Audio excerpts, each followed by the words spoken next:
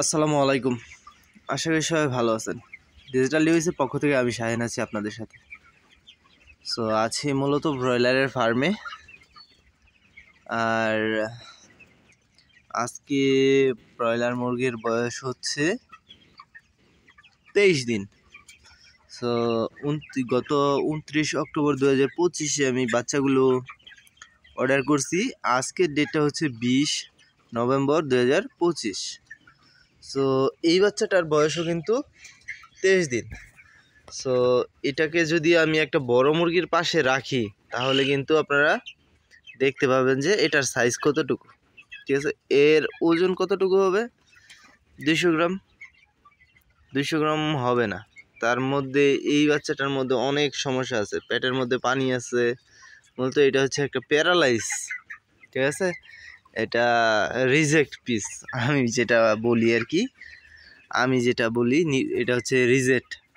তার মধ্যে আমরা যে বাণিজ্যিকভাবে মুরগি পালন করি, আমাদের এখানে 1000 মুরগিতে প্রায় দেখা যায় যে 10 থেকে 20টা, কখনো 15টা, 5-7টা তো প্যারালাইজ আমরা পাই। যেমন মনে করেন প্যারালাইজের মধ্যে লক্ষণগুলো হচ্ছে কোনোটার ঘাড় বাঁকা থাকে, ঠোঁট বাঁকা থাকে, তারপরে এই পা বাঁকা থাকে, হাঁটতে পারে না একবারে। আবার কোনো বাচ্চা আছে যে এটা খাবার খাইতেছে, পানি খাইতেছে, কিন্তু কিছুক্ষণ পরে দেখা যাবে ওগুলো উল্টা যায়, একবারে উল্টা পা উপর দিকে দিয়ে শুয়ে থাকে। এগুলো হচ্ছে আপনার প্যারালাইজ হয়, ঠিক আছে, ভিটামিনের অভাবে। এখন আপনারা বলতে পারেন যে কি ভিটামিন? মূলত প্যারালাইসিসের জন্য আমি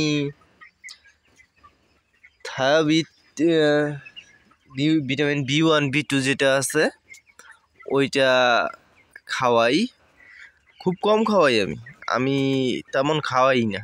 তার কারণ হচ্ছে যদি আমি এই প্যারালাইসিস সমস্যার কারণে সব মুরগির এই ভিটামিন B1 B2টা খাওয়াই, সেহেতু দেখা যায় যে অ্যান্টাইটিসের চাপটা আসতে পারে। এই কারণে আমি, যদি আপনারা কখনো খাওয়ান, আপনাদের একটা পরামর্শ দিচ্ছি যে আপনারা যদি কখনো প্যারালাইসিস সমস্যার জন্য মুরগির ওষুধ খাওয়ান, যেই মুরগিগুলো প্যারালাইজ হয়েছে, যেমন ঘাড় বাঁকা, পা বাঁকা, এরকম সমস্যা হয়েছে, ঠোঁট বাঁকা, ঠিক আছে, অথবা দেখবেন যে উল্টা জায়গা, এরকম মুরগিগুলো আপনারা আলাদা করবেন। শেডের মধ্যে একটা কর্নারে ওদেরকে 2টা পানির পাত্র দিবেন। পানির পাত্রের মধ্যে অল্প পরিমাণ ঔষধ, শুধু ওই মুরগিগুলোকেই 2-3 দিন অথবা 5 দিনের একটা ডোজ চালানোর পরে দেখেন রেজাল্টটা কীরকম হয়। যদি সুস্থ হয় তো তা আলহামদুলিল্লাহ।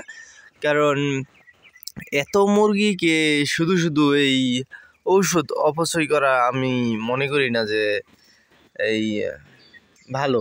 কারণ হচ্ছে এই 1000 মুরগিতে আমি যা দেখতেছি, আমার অভিজ্ঞতায় প্রতি ভেসেই আমার 10টা করে মুরগি এরকম হয়, প্যারালাইজ হয়ে যায়। এখন গত 2 বেচে আমার মুরগি প্যারালাইজ খুব কমই হয়েছে, 4-5টা হয়েছে। তাও এই বেচে আছে 5-7টার মতো, এই বেচেও আছে। প্যারালাইসিস মুরগিগুলো খুঁজে আমার ভার করে আপনাদেরকে দেখাইতে হইব। আর এরকম ছোট মুরগি আমি গত বেচে পাইছিলাম অনেকগুলা, 5-7টা, আর এইবার পাইছি মাত্র একটাই। এই যে এই মুরগিগুলা বড় হয়নি, ঠিক আছে। আর প্যারালাইসিস আছে কিছু, ওরা খাবার খায়, পানি খায়, সবই নর্মাল আছে, কিন্তু ওরা দেখা যায় হাঁটতে পারে না, এরকম।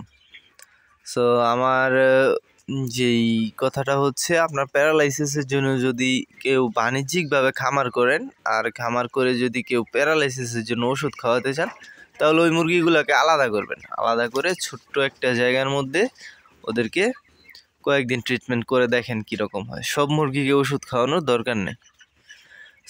ইনফরমেশনটা ভালো লাগলে অবশ্যই ভিডিওটাতে লাইক করবেন, কমেন্ট করবেন, শেয়ার করবেন, সাবস্ক্রাইব করবেন। সাবস্ক্রাইব করে পাশে থাকা বেল বাটনটি বাজিয়ে দিয়ে সাথেই থাকবেন। ধন্যবাদ।